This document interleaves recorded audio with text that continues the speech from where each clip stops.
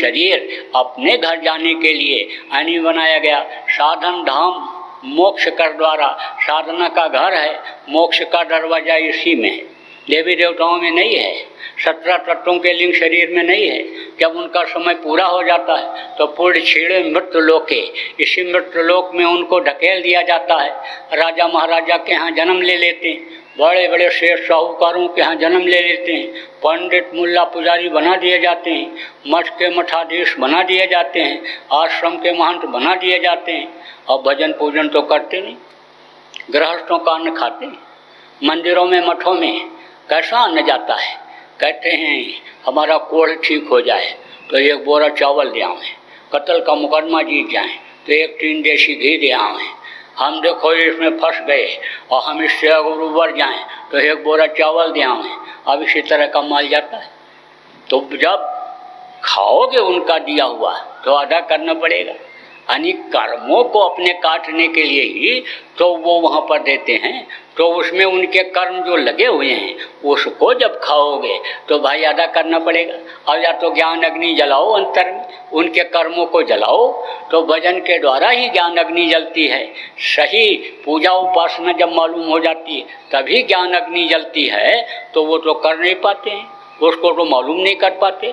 जो गद्दी पर बैठे हुए लोग हैं मालूम भी हो जाता है उनको कि ये महात्मा हैं, ये संत हैं, इनमें पावर है, लेकिन मान सम्मान के चक्कर में उनके पास जाते नहीं। कहते हैं कि भाई हमारे इतने चेला हैं, गुरु हमको इन चेलों को दे करके गए कि इनके लड़कों को अब तुम यानी मंत्र देना, दीक्षा देना, कान फूंकना, कंठी बांधना, तो इसको हम छोड़ करके अब उनके पास कैसे जाएं। तो कहा कंचन तंजना सहज है और सहज त्रिया का न्याय और मान बढ़ाई ईर्षा दुर्लभ करना दे। तो आप समझ लो ये मान बढ़ाई हमेशा घेरे रहती है और कर्म लड़ते जाते हैं, वह बुद्धि खराब हो जाती है, नब्या जिब्या का स्वाद बढ़ जाता है और उसी में फंस जाते हैं। यहाँ भी मान सम्मान प्रतिष्ठा पर आँच लग जाती है और शरीर छूटने के बाद फिर नरकगामी होना पड़ता है। तो अब आप इस बात को समझो कि आदमी के अंदर ऐसा रास्ता है कि स्वर्ग और वैकुंठ के ऊपर यानी जो ब्रह्म पार ब्रह्म लोक हैं उनमें जीव जा सकता है। आप जा सकते हो, आप कर्महीन हो सकते हो। आप समझो कि पाप अगर करोगे तो नरक जाना पड़ेगा और पुण्य अगर आप करोगे तो आपको यानी समझ लो कि स्वर्ग और वैकुंठ में भेजा जाएगा। लेकिन स्वर्ग और वैकुंठ का समय निश्चित है। पूरे छेड़े मृत्यु लोके, पूरे जब छीड़ हो जाएगा तो मृत्यु लोक में आपको फिर आना पड़ेगा। पूरे छेड़े मृत्यु लोके, इसीलिए जो संत होते हैं पाप पुण्य जब दोनों नाश है और तब पावे ममपुर वास है। पाप और पुण्य को दोनों को यानी नष्ट करते हैं। कर्मों को अगर नष्ट न करावें तो जीव का उद्धार हो ही नहीं सकता है। तो बहुत से कर्म तो संचित कर्म हैं, पहले के संचित, क्रियमाण और प्रारब्ध, 3 तरह के। यानी संचित किसको कहते हैं, पूर्व जन्म में जो नहीं कट पाए वो कर्म, और क्रियमाण जो इस वक्त पर आदमी करता है, और प्रारब्ध के साथ यानी सांस जुड़े हुए हैं तो वो कहते हैं प्रारब्ध में होता है वो मिलता है। बहुत से लोग कहते हैं भाग्य में जो होता है वो मिलता है। तो सद्गुरु के शरण में जो पहुंच जाते हैं, सद्गुरु क्या करते हैं कि पहले के जन्म के कर्मों को नष्ट करते हैं। अगर बहुत ज़्यादा होता है तो उन्हीं के द्वारा भगवा देते हैं।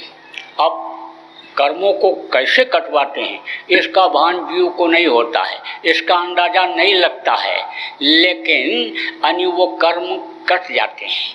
मान लो 100 साल में जो कटने वाला है एक रात के यानी सपने में ही उसको कटवा देते हैं। तमाम ऐसे उदाहरण मिलते हैं। हरिगोविंद साहब यानी जो 10 गुरुओं में पंजाब में हुए थे, उन्होंने अपने एक भक्त का इसी तरह से यानी 100 साल तक यानी गरीबी झेलनी थी, यानी गरीब परिवार में रहना था, लेकिन सपने में ही गरीब बना करके और उसको उन्होंने कटवा दिया।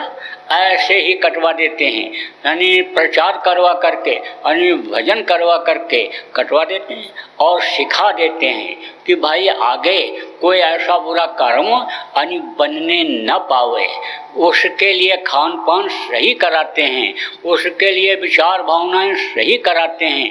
कहते हैं भाई ये मानो मंदिर ये भगवान के भजन के लिए मिला है, इसको गंदा मत करो। अगर इसमें मुर्दा मांस डाल दोगे और ये मनुष्य शरीर यानी अगर गंदा हो गया तो समझ लो कि फिर इसमें पूजा उपासना कबूल नहीं होगी। देखो इतना पूजा पाठ हो रहा है, इतना यज्ञ हो रहा है, इतना सब लोग तप भी कर रहे हैं, तीर्थों में भी जा रहे हैं, लेकिन तकलीफ लोगों की जा रही है। उसका क्या कारण है? कारण यही है जो मनुष्य मंदिर है, मनुष्य शरीर है, इससे जो पूजा पाठ का काम करते हैं वो गंदा है, मन गंदा है, मन की भावनाएं अच्छी नहीं हैं, इसलिए वो कबूल नहीं करता है।